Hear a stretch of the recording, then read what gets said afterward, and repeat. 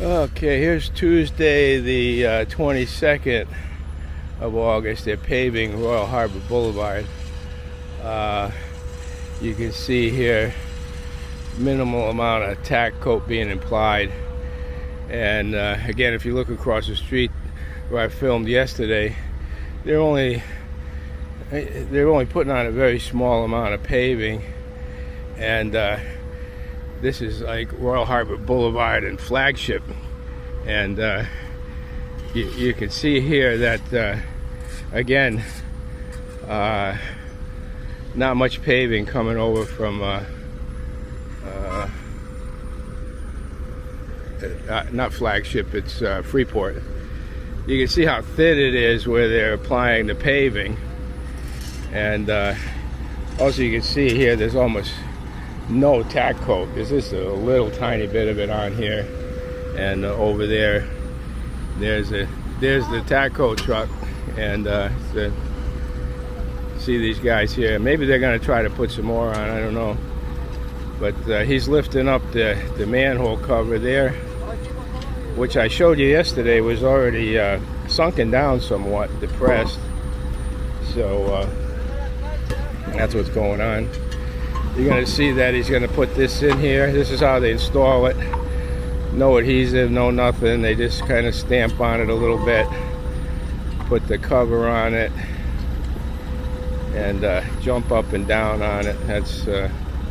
That's how it's done. Nothing to hold it in there really. Nothing to prevent water from getting in. So you see the manhole cover is up about 1 inch. So over there on the other side, which I measured the other day, probably averaging about 3/4 of an inch, it's going to be a little pavement between the edge of Freeport Street there and this manhole cover.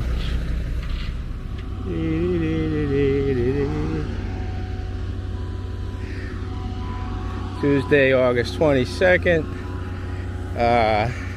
Just following up on here, I get a little closer. You can see right here that I don't know, it might be 1 inch thick here, but I'm not going to bother measuring. You can see it's pretty thin all the way up. You can see there's not much curb reveal here, and where you can really see what's going on is over here where they just finished paving one side and not the other. You can clearly see here that where they're going to cut into the pavement here on Freeport, there's not much pavement there at all. I'm not going to bother measuring it. It's easy enough to see. I've measured it before. I got videos of them measuring in different parts. It just doesn't, never mind the inch to inch and a half to 2 inches to the center. They're not barely even putting down enough here. And you can see by the time it comes over from this side to that side and meets the get out of the road, please, without a road vest on. Oh, I'm sorry, sir. I thought I could walk across the street. No, but you're still. I was walking across the street, sir. Am I not allowed to walk across the street? You may. I need a road vest to walk across the street. Is that correct? You can walk across the street. You're right. That's what I was doing. Yes, sir. Your bike is right there. That's what I'm doing. Yeah, I dropped something off my bicycle over there. I was trying to cross the street. Thank you, sir.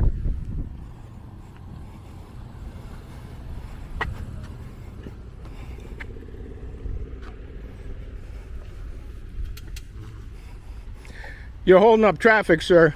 Yes, sir. That's why I have MOT and a vest on, unlike you. I was crossing the street. Would you like me to stop traffic for you so you can cross? No, thank you.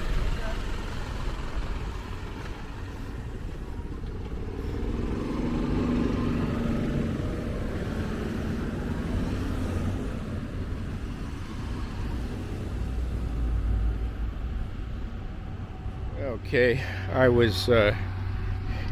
going to continue here. I was interrupted by the inspector, who basically stopped and blocked a bunch of traffic just so they should tell me that I should wear a vest when I'm crossing the street between here and here. So kind of him. Anyways, what I was pointing out here is that they're paving over this, and they didn't, as I showed the other day, full of cracks, weak pavement underneath, barely an inch in the center, maybe half, 3/4 of an inch at the side, all the cracks being paved over, very little tack coat as I showed in the head of the paver, and here we go. Nobody cares, but the inspector cares enough, rather than to look at his job and the work that he's doing, is to stop and hold up a bunch of traffic to tell me that when I'm crossing the street I need to wear an orange vest. Good job. Here's the Royal Harbor Boulevard again. You can see the manhole cover there that's half covered, and it's barely an inch right there. Plus it's all cracked and sunken around, and also has a bunch of cracked pavement around it. And so they're going to pave right over that. That's going to be ended up cracking in about a very short period of time. There's already a depression in, you know, not even an inch in my opinion. Doesn't seem like a whole lot of pavement to put on a major road. You can see over here they haven't done this yet, but you see the edge they're butting up to on the circle here? Oh, that's probably best half an inch where they're going to cut in. So that's what we're getting, folks. So sad. So sad. Nobody's doing anything about it, as I said. It's all fine.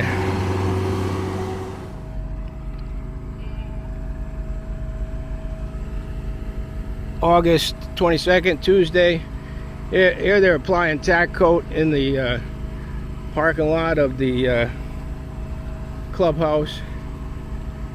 You can see, you know, the claim that it has to be wet, otherwise you can't see it when it dries. Well, this is directly refutes that.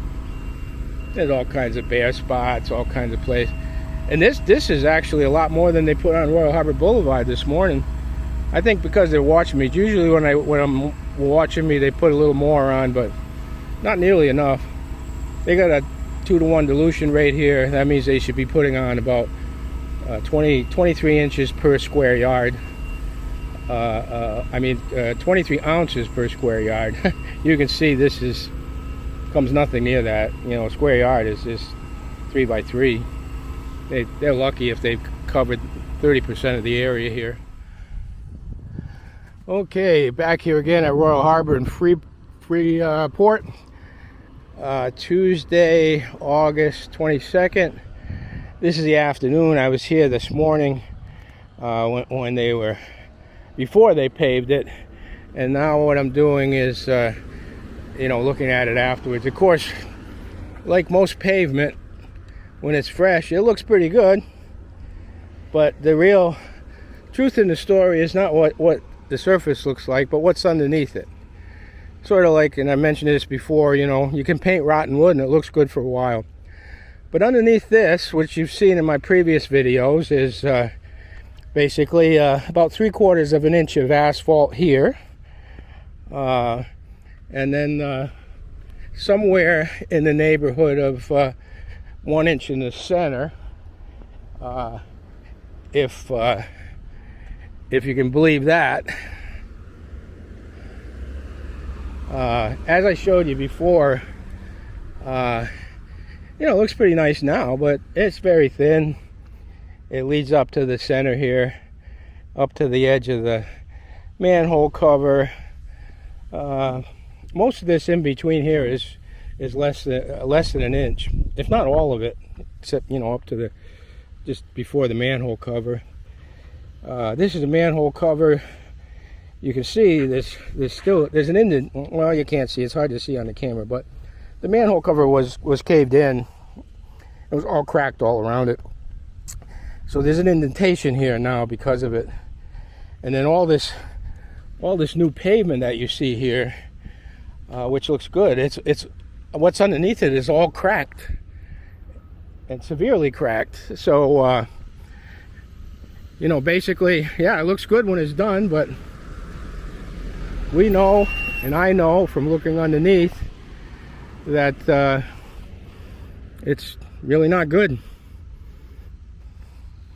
And again, not much to see here, but kind of, you know, if you can work your mind back through how I measured it a few days ago here, and then I came back and I looked at it again, showed all the cracks, showed the indentations, the drops of the manholes, all the cracks around them, the cracks in the road, how thin it was here. And, you know, here it can't be any higher than the other street, so, you know, it's, like I said, 1/2 inch, 3/4 of an inch in a lot of places here. And again, what can I say? I'm just gonna just keep saying it, and hopefully sooner or later somebody of authority will listen. Tuesday, August 22nd. Here's an interesting spot here, the Lighthouse Circle. And I was photographing this morning before they paved it. And it's paved over now. What's interesting is where it joined the other pavement in the circle this morning, and there was no asphalt here. There was only about like 1/2 inch of reveal on this asphalt. So you can see this, not very much right there, and very thin. This is a very thin layer. What's really sad about this is this area here on the circles, in particular, you know, this one here, gets a tremendous amount of traffic, and traffic that's turning, that makes it really difficult on the upper pavement. So when you consider the fact that it's very thin here, there's little to no tack coat on this area, and this has got all your cars and trucks and everything coming in here with turning and trying to twist this pavement up. You know, if any place was gonna really get some attention is this, and just the opposite, thin in through here, thin all in here. I can tell from looking at it this morning, and then the amount of pavement they put on it here. I don't see any way, without the tack coat and the thinness of the pavement, I don't see any way this is gonna last for, well, I don't know, maybe 3 or 4 years if we're lucky, but I think less than that.